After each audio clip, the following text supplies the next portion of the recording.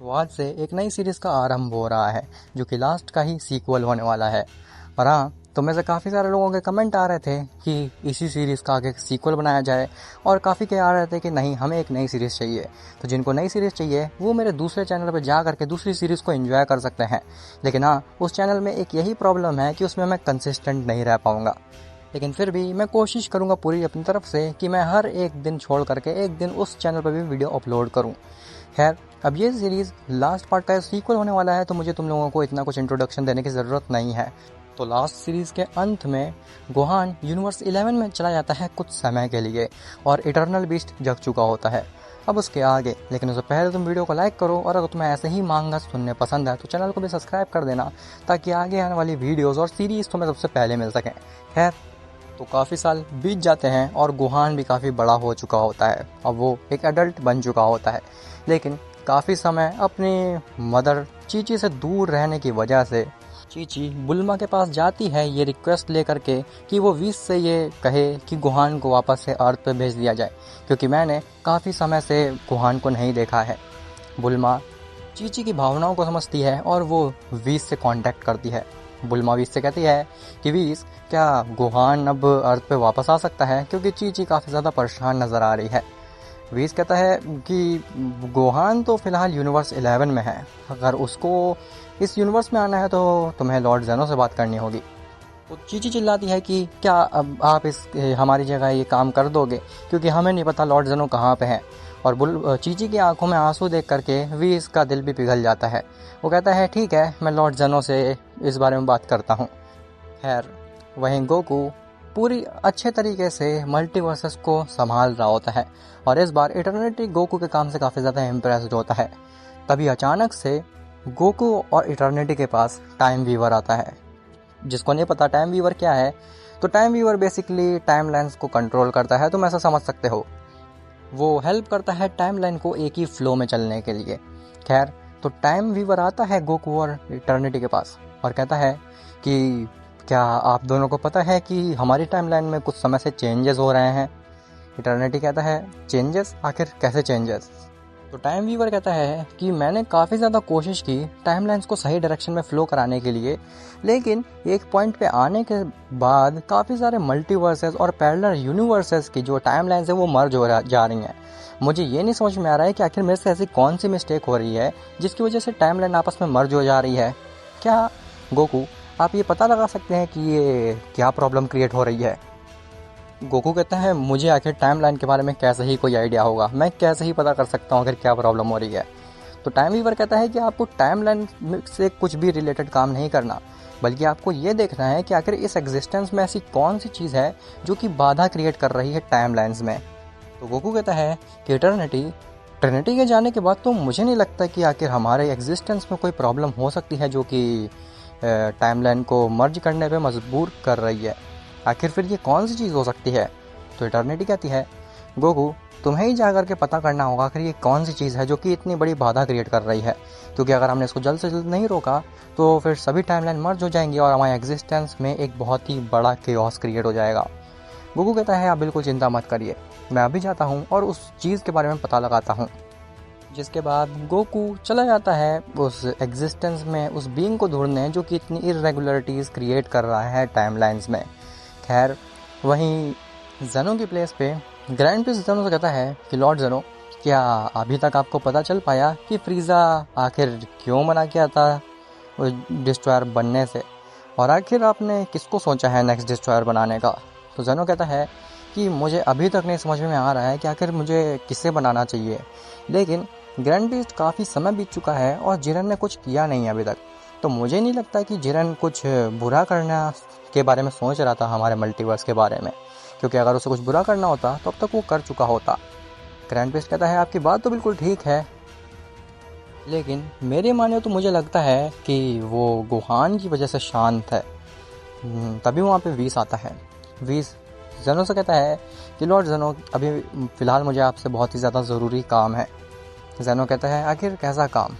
तो वीस बताता है कि आप तो जानते ही होंगे कि गोहान की मदर हैं चीची, जो कि अर्थ में रहती हैं। जेनो हैरान होता है और वो कहता है क्या गोहान की मदर भी हैं, आखिर तुमने ये कैसी बात कर दी, ये चीज़ तो मुझे आज पता चली। वीस कहता है हाँ, गोहान की मदर भी हैं और वो अर्थ नाम के एक प्लेनेट पर रहती हैं जो कि यूनिवर्स 7 में है। तो जेनो कहता है लेकिन आखिर वो उनका तुम्हारी बात से क्या रिलेशन है?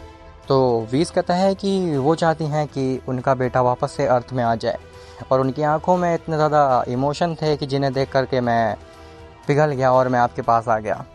जेनो कहता है लेकिन वीस, मैं फ़िलहाल गोहान को यूनिवर्स 11 से फ्री नहीं कर सकता हूँ, क्योंकि तुम तो जानते ही होगे कि यूनिवर्स 11 का जो डिस्ट्रॉयर है वो जिरेन है और मैं उस पर पूरी तरीके से भरोसा नहीं कर सकता, इसीलिए गोहान का उस यूनिवर्स में रहना बहुत ज़्यादा ज़रूरी है। तो वीस कहता है कि ठीक है लॉर्ड जेनो, हमेशा के लिए नहीं, भले ही कुछ समय के लिए तो आप ऐसा कर सकते हैं ना, कुछ समय के लिए तो गोहान आ सकता है ना यूनिवर्स 7 में। जेनो कहता है अगर ऐसी बात है तो फिर ठीक है, कुछ समय के लिए मैं गोहान को अलाउ करता हूँ कि वो यूनिवर्स 7 में जाकर के अपनी मदर से मिल सके। जाओ ग्रैंड प्रीस्ट, यूनिवर्स 11 से गोहान को लेकर के आओ। जिसके बाद ग्रैंड प्रीस्ट जेनो का आदेश मानते हुए पहुंच जाता है यूनिवर्स 11 में। खैर, वहीं गोकू जब खोज कर रहा होता है एक अजीब से बीइंग की, तो उसे कुछ भी नहीं मिल रहा होता। तभी अचानक से गोकू को गोहान की सेंस होने लगती है। गोकू कहता है ये गोहान की मुझे यहाँ कैसे सेंस हो रही है? जेनो का मल्टीवर्स तो यहाँ से काफ़ी ज़्यादा दूर है, वो तो यहाँ आसपास भी नहीं है। तो आखिर गोहान इतनी दूर क्या कर रहा है इस मल्टीवर्स से, अपने मल्टीवर्स से? मुझे जा कर के देखना चाहिए कि आखिर ये की आ कहाँ से रही है। ये की तो देखने में हूबहू गोहान की जैसी ही लग रही है। जब गोकू उस की का पीछा करता है तो वो एक जगह पे पहुंचता है, जो कि वही जगह थी जहाँ पे गोहान ने ट्रिनिटी को ख़त्म किया था। गोकू कहता है ये जगह तो वही है जहाँ पे गोहान ने ट्रिनिटी को ख़त्म किया था, लेकिन आखिर यहाँ से वो की कैसे आ सकती है? उसको तो काफ़ी समय बीत चुका है, अब तो गोहान अपने मल्टीवर्स में भी है। तभी गोकू एक चीज़ पे गौर करता है।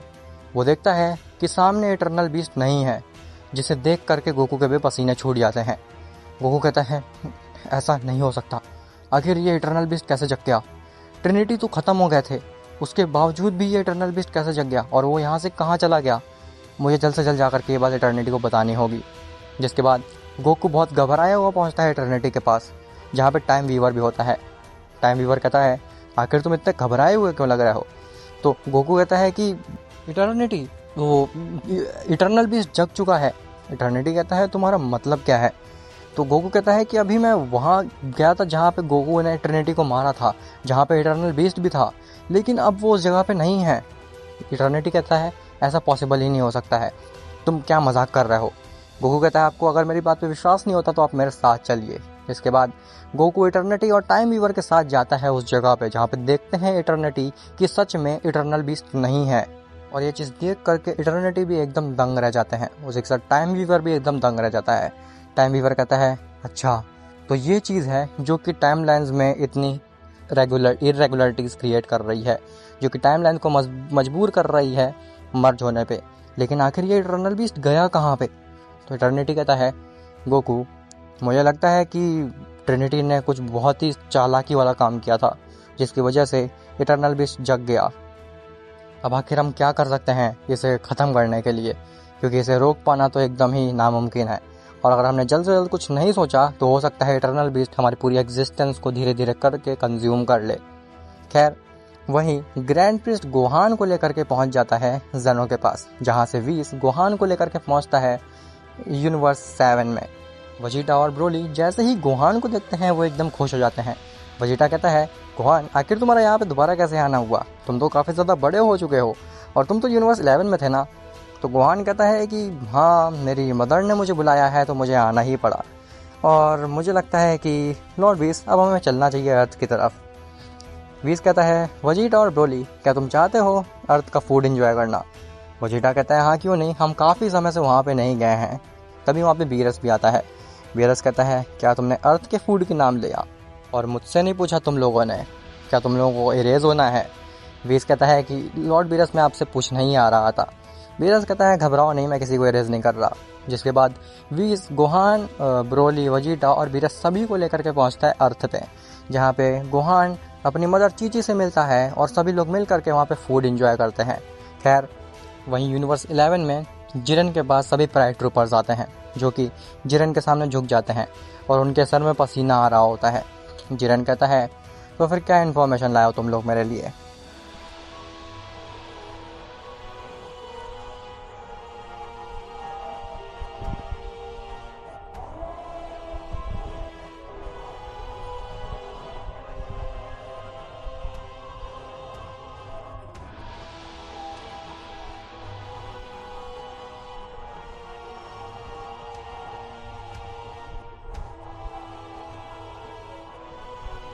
जिसे देखने के बाद मार्गरीटा भी हैरान रह जाती है। खैर, वहीं गोकू इटर्निटी से कहता है कि क्या आपको लगता है कि कोई ऐसा बीइंग है जो कि उस इटर्नल बीस्ट को रोक सकता है? तो इटर्निटी कहता है कि गोकू देखो, उस बीस्ट को कोई भी नहीं रोक सकता, केवल एक ही बीइंग है जो कि उसे रोक सकता है, और मुझे उसके बारे में नहीं पता कि वो कहाँ पे एग्जिस्ट करता है। गोकू कहता है लेकिन आखिर आप किसके बारे में बात कर रहे हैं? तो इटर्निटी कहता है सही समय आने पे मैं तुम्हें बता दूंगा, फिलहाल हमें ये पता करना चाहिए कि आखिर वो इटर्नल बीस्ट है कहाँ एक्चुअली, क्योंकि जब तक हमें उसकी एग्जैक्ट पोजीशन नहीं पता चलेगी तो हम अपनी एग्जिस्टेंस को नहीं बचा पाएंगे, क्योंकि वो अपनी की को इतनी आसानी से हाइड कर लेता है कि वो पता भी नहीं चलेगा हमारे बगल में रह करके हमारे मल्टीवर्सेस को खा रहा होगा। गोकू कहता है लेकिन अगर हम उसको ढूंढ भी लेंगे तो हम उसका क्या ही कर लेंगे, हम उसको नहीं मार सकते हैं। इटर्निटी कहता है हम उसको मार नहीं सकते, लेकिन उसको हम और ज़्यादा अपना एग्जिस्टेंस कंज्यूम करने से रोक सकते हैं, और अगर हम ऐसा करने में सक्षम हो गए तो वो ज़्यादा दिन तक सर्वाइव नहीं कर पाएगा, क्योंकि उसको सर्वाइवल के लिए एग्जिस्टेंस फीड करना होता है। गोकू जाओ और जा करके पता लगाओ कि आखिर वो इटर्नल बीस्ट है कहाँ, और टाइम वीवर तुम कोशिश करो पूरी तरीके से कि वो टाइम लाइन्स को सही रख सको, एक डायरेक्शन में रख सको, ताकि कोई भी केओस क्रिएट ना हो। इसके बाद गोकू निकल जाता है इटर्नल बीस्ट की खोज में, और टाइम वीवर चला जाता है सभी टाइमलाइंस को एकजुट रखने में। अब क्या इसके आगे इटर्नल बीस्ट पूरे मल्टीवर्सेस को खा पाएगा, और आखिर जिरन का क्या प्लान चल रहा है, ये सब तुम्हें पता चलेगा नेक्स्ट पार्ट में।